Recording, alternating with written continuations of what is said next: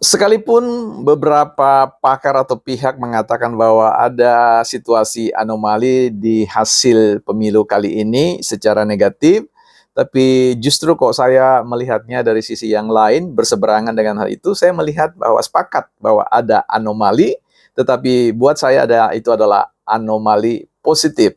Semua menang, ya. Bagaimana penjelasannya? Bukan partai politik.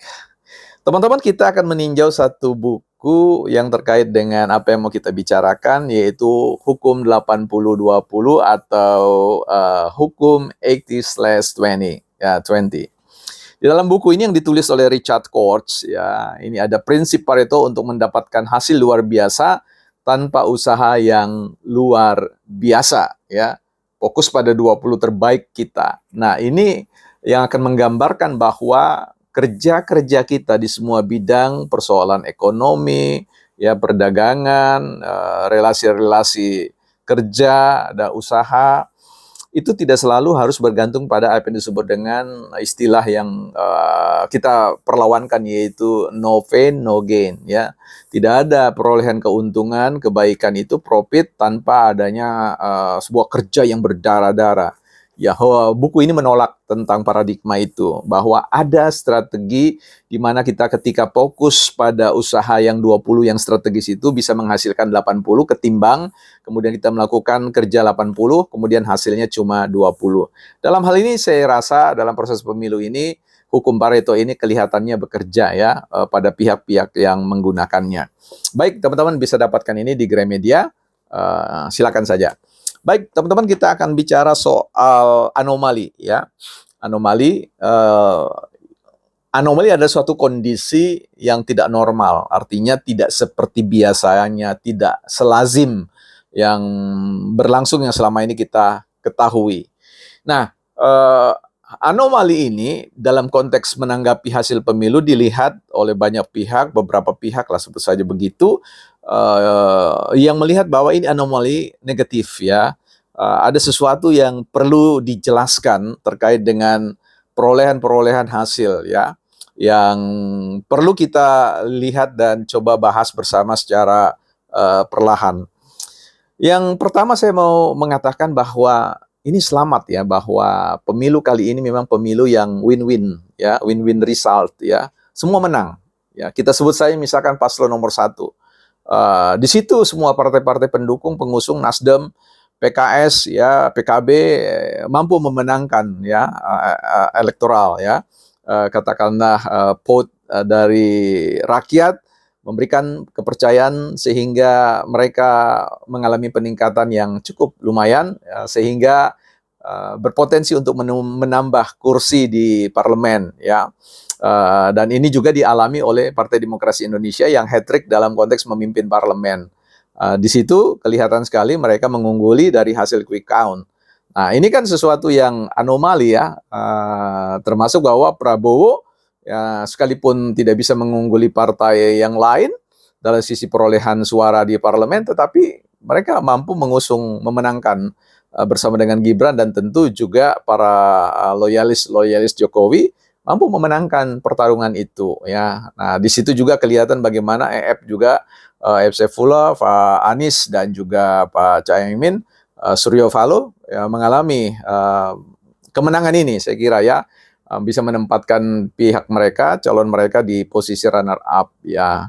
Dan bagi PDIP sendiri, ya, seperti yang saya katakan tadi, mereka katakanlah tidak terluka-luka amat, ya, karena ini bicara tentang kemenangan di parlemen, hat-trick, ya, untuk ketiga kalinya, ya. Nah, mengapa ini terjadi, ya? Ini anomali yang tidak biasa, ya. Biasanya kalau kita lihat sebuah perhelatan pemilu itu ada pihak yang kecewa, terluka amat, gitu, ya, terluka dalam sekali, ya. Tetapi saya kira ini tidak ada arah ke sana, ya, bahwa kalau dia terluka sedikit, ya, kecewa sedikit dengan sebuah proses, saya kira itu akan alami lah, masuk akal. Tetapi saya yakin mereka tidak akan larut. Nah, apakah kemudian Partai Demokrasi Indonesia Perjuangan itu akan melakukan perlawanan dengan membentuk tim khusus ketika mereka menyebut bahwa ada anomali-anomali yang tidak biasa berlangsung, di mana partai mereka bisa unggul dari sisi dari sisi perolehan suara parlemen, tetapi kemudian jeblok dari sisi suara pemilu presiden dan wakil presiden. Saya kira itu tidak perlu dibuat sebuah tim khusus untuk mencari penjelasannya, itu sederhana. Kalau data yang dipakai adalah bahwa berdasarkan quick count di luar negeri menang, ya itu sederhana menjawabnya bahwa mereka-mereka yang memilih di luar negeri itu karakternya berbeda di dalam negeri. Ini bukan persoalan bansos lah ya, bukan persoalan beras ini. Ini persoalan bahwa teman-teman yang ada di luar negeri itu kan mereka katakanlah dari sisi ikatan psikisnya itu tidak terlalu kuat ya. Artinya mereka bekerja di luar negeri ya, mencari nafkah di luar negeri, tidak ada korelasi secara langsung ya kepada pihak yang mau dipilih. Artinya siapapun yang dipilih mereka tetap gajian, mereka tetap mendapatkan hidup selayaknya sebagaimana yang mereka dapatkan selama ini, sehingga cara mereka menalar tentang siapa yang mereka dukung tentu berbeda cara berpikirnya ya dengan yang ada di dalam negeri. Itu penjelasan yang menurut saya rasional. Yang kedua, kalau berbicara tentang mengapa suara parlemen mereka itu tinggi, ya sederhana sebenarnya, bersyukur bahwa PDIP tidak ditinggalkan sungguh-sungguh oleh grassroots. Nah, tetapi juga harus paham bahwa yang mereka pilih itu bukan konteks mereka sepakat dengan dinamika para elit di atas, tetapi mereka ya katakanlah para kader-kader di bawah ini kan yang hidup bersama dengan mereka tahu persis bagaimana siapa yang didukung itu, sehingga sekali lagi itu tidak anomali ya. Menurut saya itu sesuatu yang mudah sekali untuk menjelaskan ya. Persoalan bahwa anomalinya diakui bahwa kan ada dirty vote yang ditonton oleh 3 juta. Mas yang menonton itu bukan orang yang mendukung Partai Demokrasi Indonesia Perjuangan semua, itu kan mix ya dari semua pihak-pihak yang ada, yang setuju, yang tidak setuju, yang ya setengah ragu-ragu dan sebagainya. Jadi itu tidak bisa jadikan patokan tentang hal itu. Dukungan para guru besar harus dikatakan bahwa tidak semua sivitas, ada 4.000 ya, ada 4.000 perguruan tinggi di Indonesia. Dan berapa yang kemudian turun ke jalan? Sekitar 100-an, 139-an. Berapa profesor yang kemudian menyuarakan itu? Tidak jauh sekali berbanding dengan jumlah profesor yang ada di seluruh perguruan tinggi di Indonesia. Jadi menurut saya itu bukan sebuah anomali, ya, sesuatu yang wajar dan bisa dicarikan argumen penjelasnya.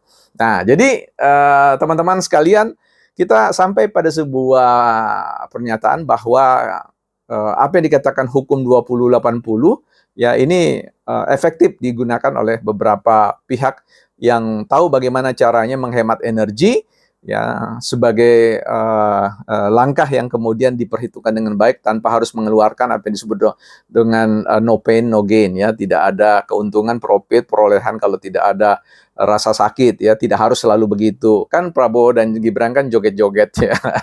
Ya senyum, tidak melawan, dan seterusnya. Itu kan suatu upaya yang sifatnya masuk dalam strategi 20/80 ya.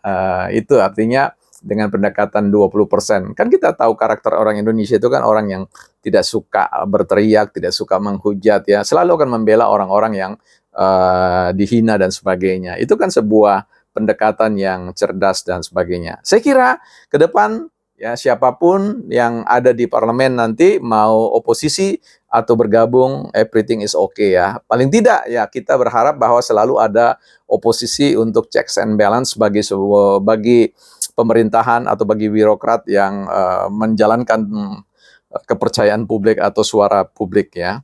Saya kira demikian catatan saya. Ya selamat buat Indonesia. Kita semua menang dalam pergelatan atau pesta demokrasi ini, bukan partai politik.